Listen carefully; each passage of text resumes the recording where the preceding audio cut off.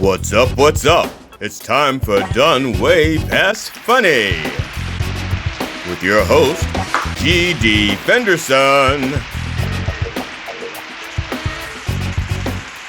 Join us as we discuss the arts, science, and business of comedy with comedians and comedian adjacent. With this episode's guest, John Verrico. It's time to get down and get dope with Done Way Past Funny. Hi, I'm G.D. Fenderson, certified forensic humorist and host of Done Way Past Funny. Thank you for joining us as we continue our interview with motivational speaker John Verrico. Enjoy. So when you started becoming a motivational speaker, did you already know that you were going to use comedy in it, or did you start out doing it and then you realized that comedy was helpful? I was already, I think. I mean, it's not like I planned it. Right. I just knew from the training programs and things that I had been doing that people responded more when I used humor. And so as I started to evolve my topics, I spent, I just would incorporate the humor into what I was doing.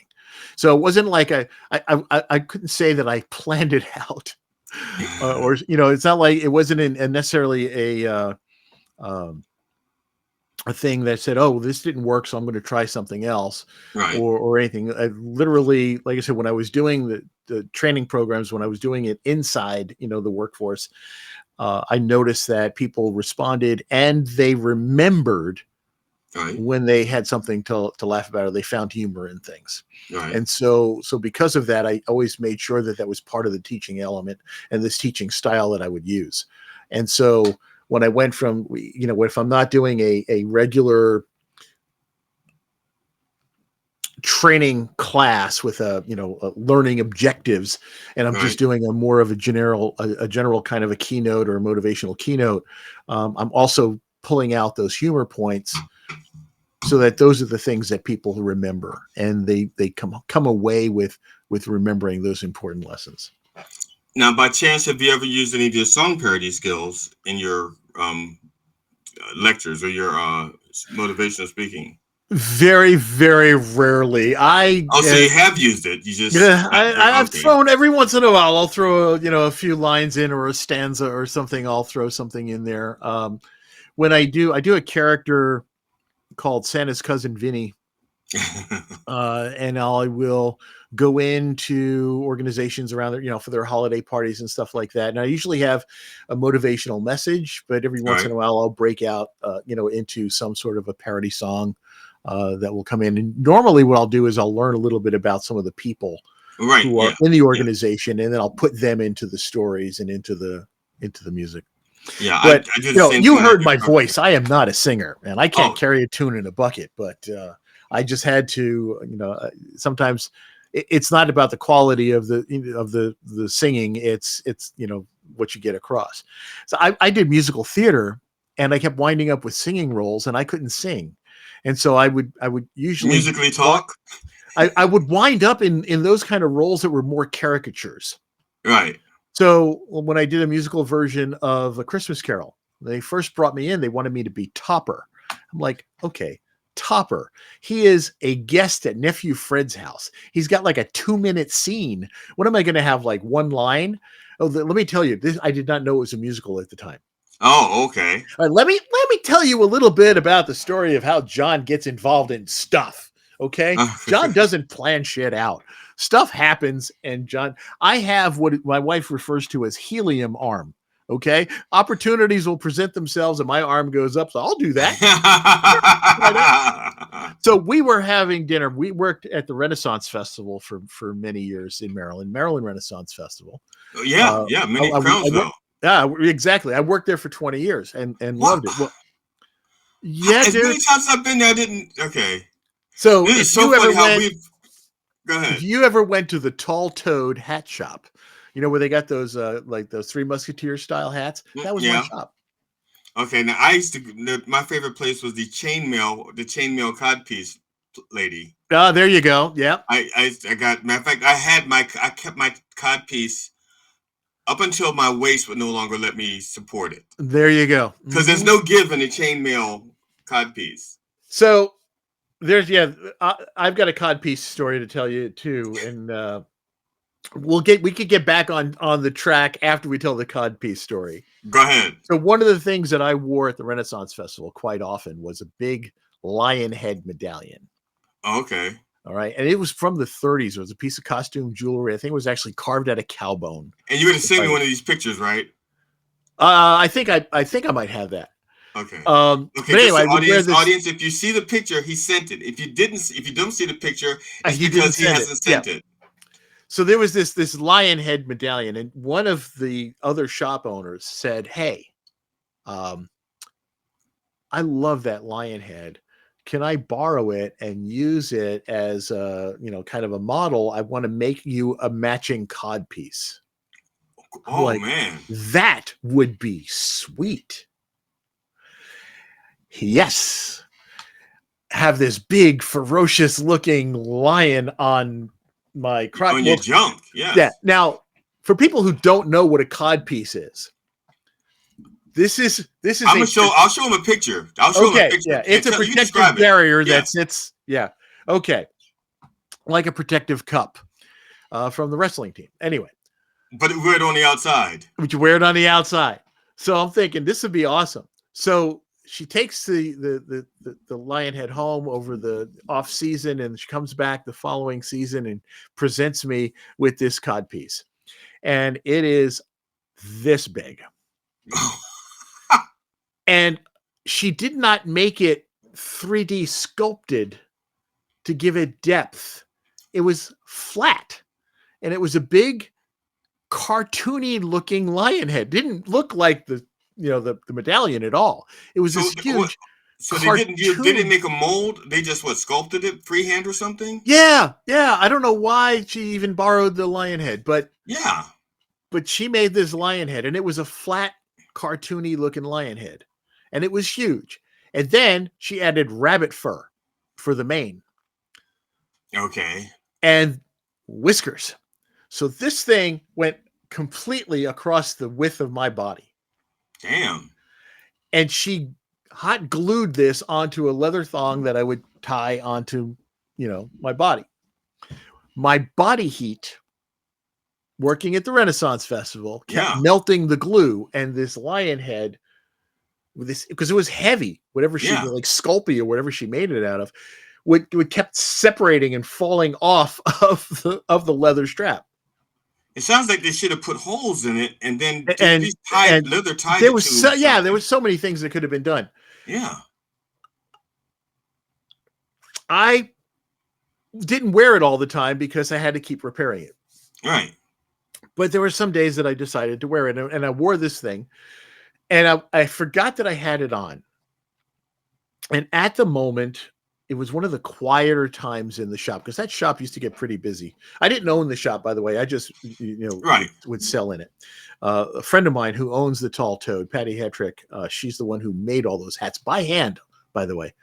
It'd take her all year long to make enough hats to sell at the Renaissance Festival. Wow. But anyway, she made her annual income from August to October. Right. But anyway, it was a quieter moment, and this young couple comes in, and the boyfriend tries on one of these big, wide brim Cavalier hats, the Three Musketeer style hat. And his girlfriend just drips. She's like, "Oh my God, that is so hot on you. That is so sexy. We got to get you a whole outfit now." And he goes, "Well, what would I wear this with?" And she goes, "Well, we'll get you one of those puffy shirts, and we'll get you some tights." And he goes, "I'm not wearing no tights." So I come out now from behind the counter, and I do my best, tights pose. What's wrong with tights? And I do this, this men in tights kind of a pose, forgetting that I had this big cartoon goofy lion head on the front of my junk. And so they stand there, they look at this, they see me wearing this, and they start to giggle, and especially the girl. She thinks it's hysterical. While she's laughing, the glue releases, and the lion head goes, "Pew!" Ooh. Ooh. And all I could say was, "You see, milady, one should never laugh at a man's crutch." That was the best hat sale I ever had. I am They looking bought the hat. for. I've never done this before. I've never done real time searches in my. Oh, you're trying to find a cod piece? I Oh will. no, no. Actually, this is even worse. I think not worse. Is that? Did I just do that right? Let's see. I'll find out in a second. If they pop up, I had my urn made at the Renaissance Festival. You what? Say that Um, again. I had my urn made at the Renaissance Festival. Oh wow. So I'm going to show you, but now, but this is. I was looking for I was looking for a pure picture of my urn, but what it is I have a thing on my website. It's called 101 Uses for My Urn Before I Die, and so and I have all these things I'm doing with my urn, because once I'm in it, that's the final use for it. Well, yeah, yeah. And so this is one picture here. It's going to be an overlay. I've never done this before. Oh, okay. That's Oh my God, check see, that out. That is but that's my phenomenal. face. That's me. That's my Yes, it face. is. Yes, it is. That is awesome. Now, I was looking for. That's just now. That's not a very. Oh, that's because the crawl is there. Let me get rid of the crawl. Let me see if I can do that. Which one is it? Let's hide it. There. There you go. Oh my God, Okay. that Now, is at the very bottom of the under the chin, that's actually. I don't know if you can make it out. That's an eagle's head with the wings spread like that. So it's an yeah. I eagle. just expanded the screen so I could see that. That is a Oh, piece of beauty, man. That is okay. awesome. And that's the front. That's the front. Let me get the back. Again, it's in use. So that's that's the back. Wait a minute. You're a Scorpio and your birthday is Yes. the 19th of November. Yes. Dude, How'd I'm you a get November Scorpio 19th? How'd you get November 19th? because it's on Oh, your it's on the urn. it's That's on right. the You can urn. see that. Yes. Yes. So I am a Scorpio and my birthday is on the 20th of November.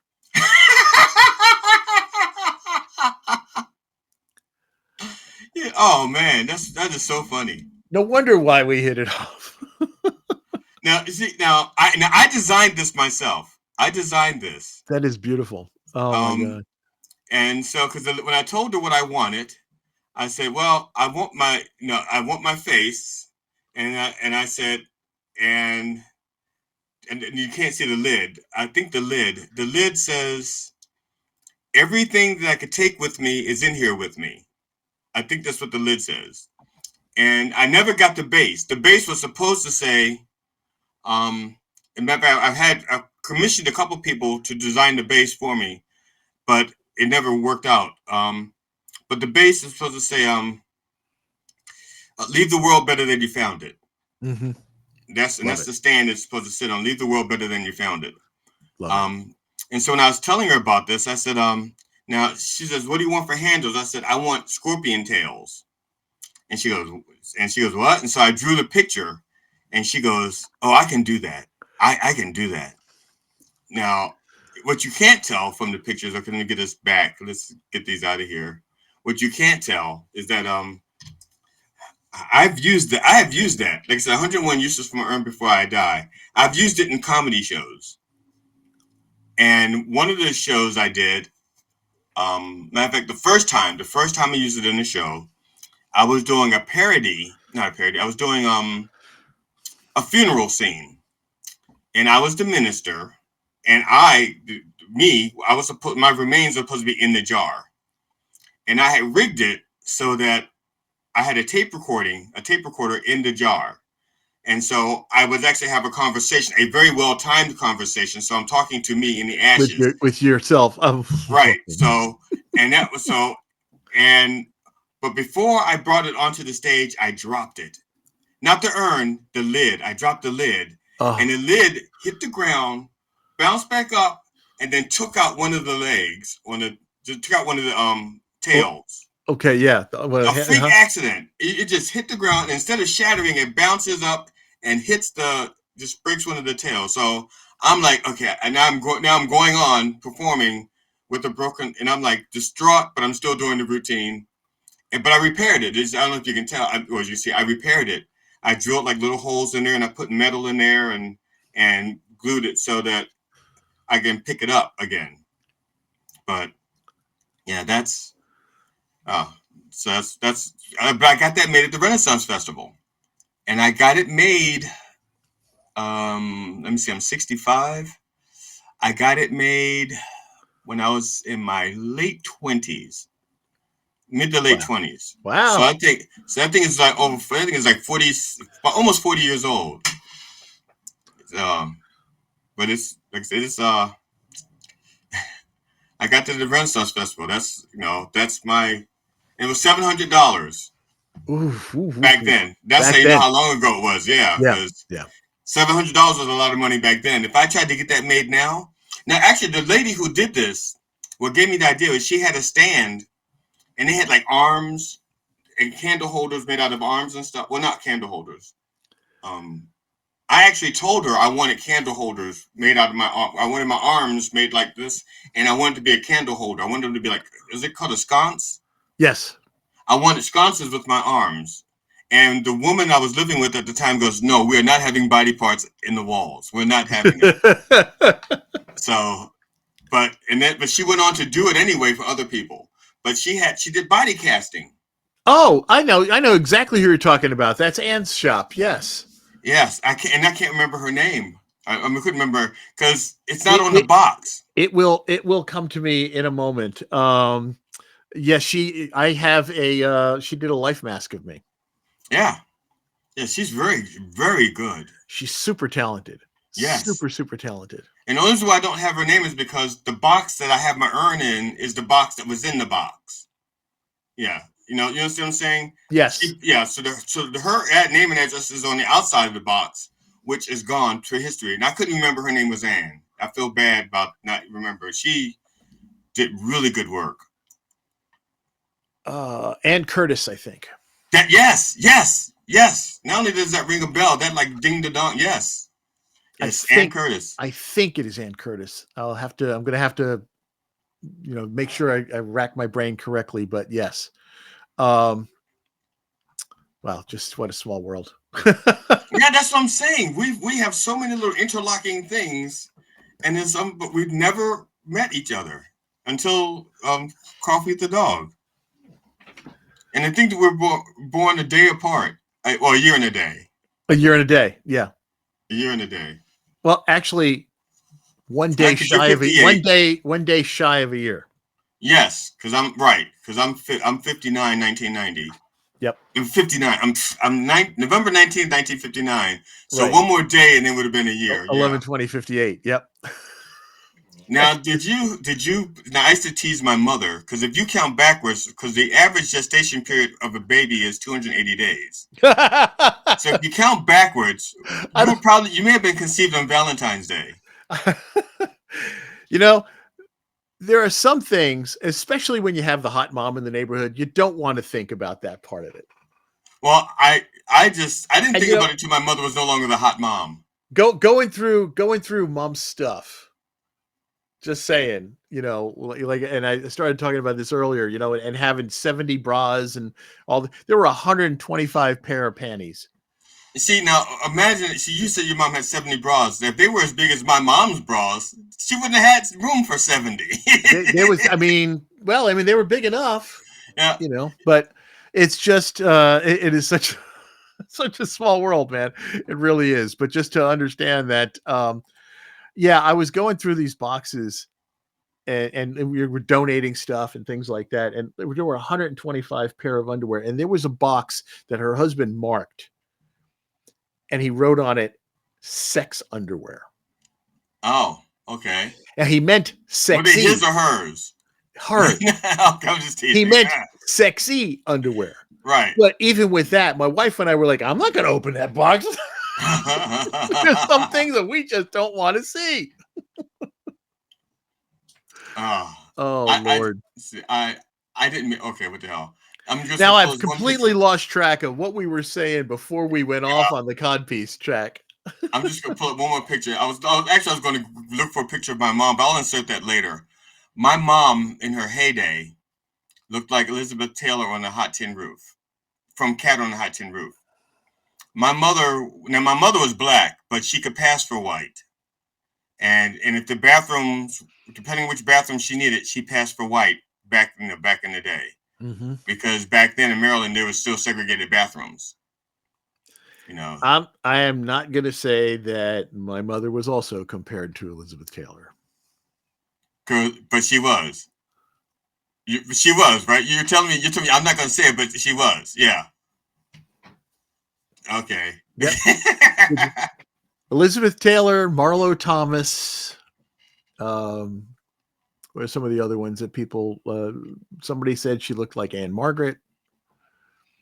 My mother only had the one, Elizabeth Taylor. Sadly, no. Just see. Now my aunt Dodie was like a dead ringer for Pearl Bailey. Ah, I would have loved her. Yeah, and had the same sense of humor. As a matter of fact, the first time I saw Pearl Bailey on television, I ran and grabbed my mother. You thought it was her? Yeah, I said, "Mom, Aunt Dodie's on television," and my mother comes running in. And she goes, and then she slapped me in the back of the head. It's like, what the fuck is wrong with you? Don't you know that's not your aunt? I'm like, it looks just like her. And my mother's like, no, that's Pearl Bailey. Now, I just want to pick just one picture, I guess. It's one more use for my urn. This is use number 41, I think. Oh, my goodness. And I call it Ernie L's Fun Putt.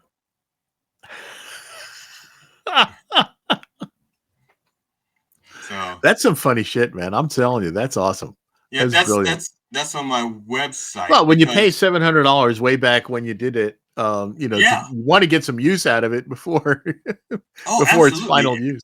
Absolutely, that's the whole point. It's like why not have I just couldn't see the point of having a single use urn.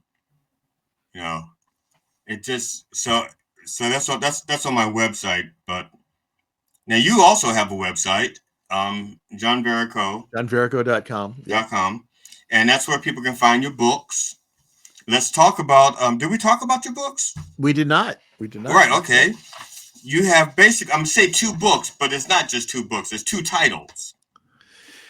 Yeah, there are 2 series of books that I have been a contributing author to. They're both international best-selling series. One is Cracking the Rich Code, and I've been in 3 of those editions so far, volume numbers 10, 11, and 13, and I've contributed chapters. So like in volume 10, I wrote about, when they first reached out and said, we'd like you to write a chapter for Cracking the Rich Code. I'm like, that's for all you multimillionaire types, man.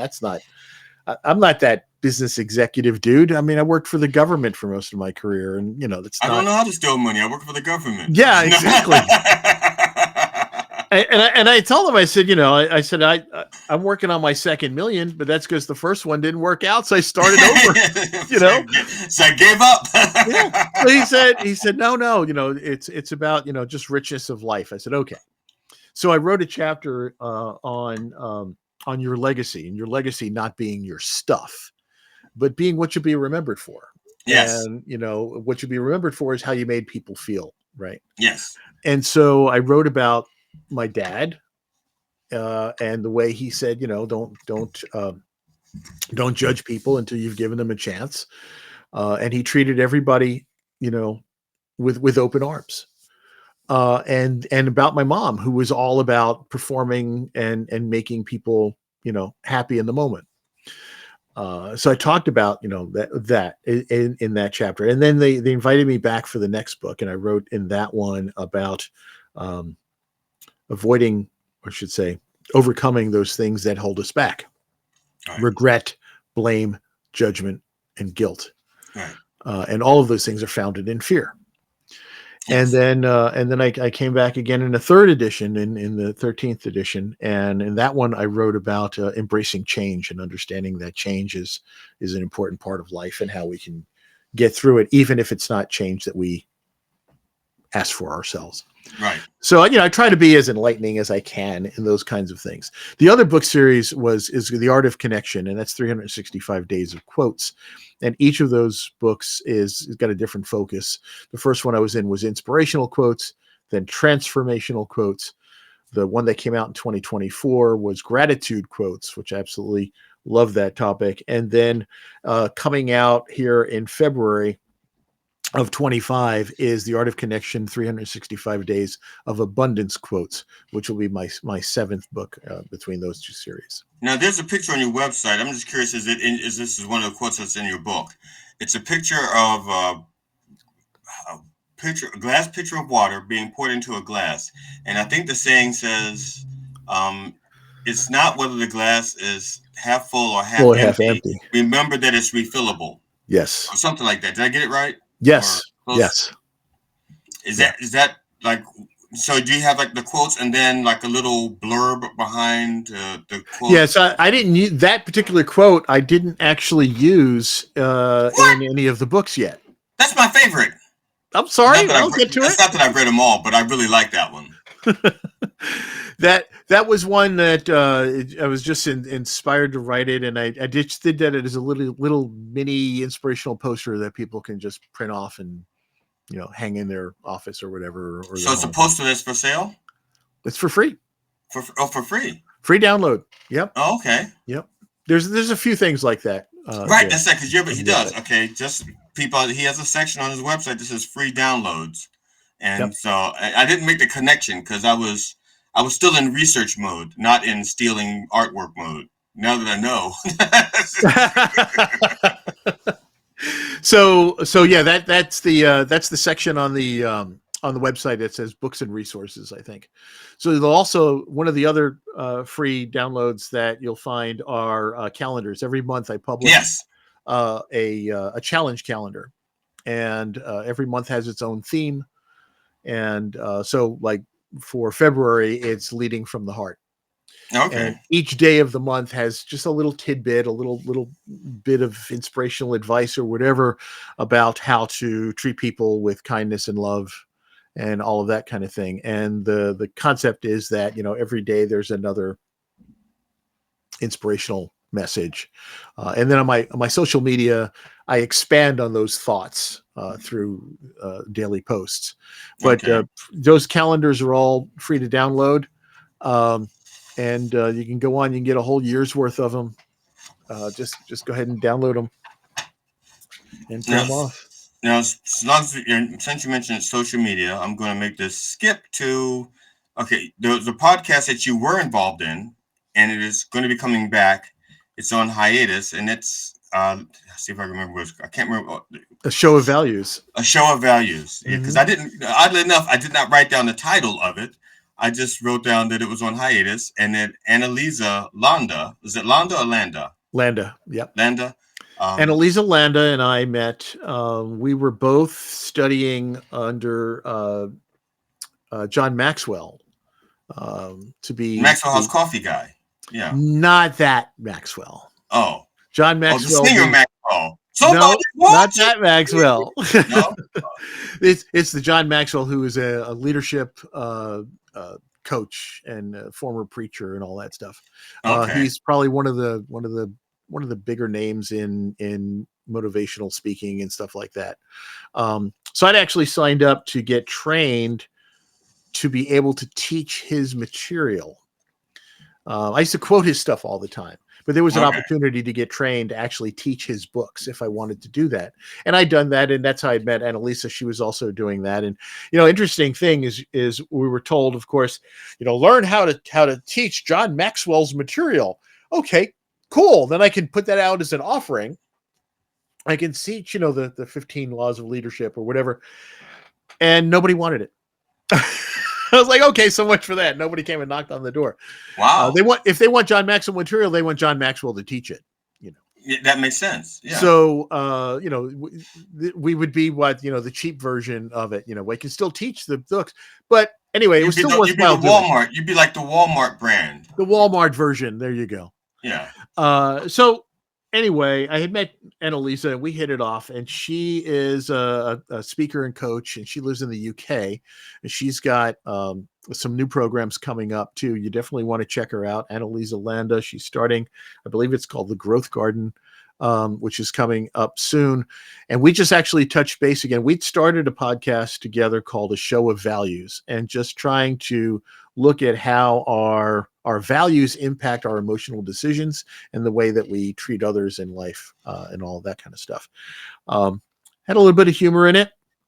And that was our focus, was to um, point out the things that were going on in the world and how they could either align with or contradict with our personal values.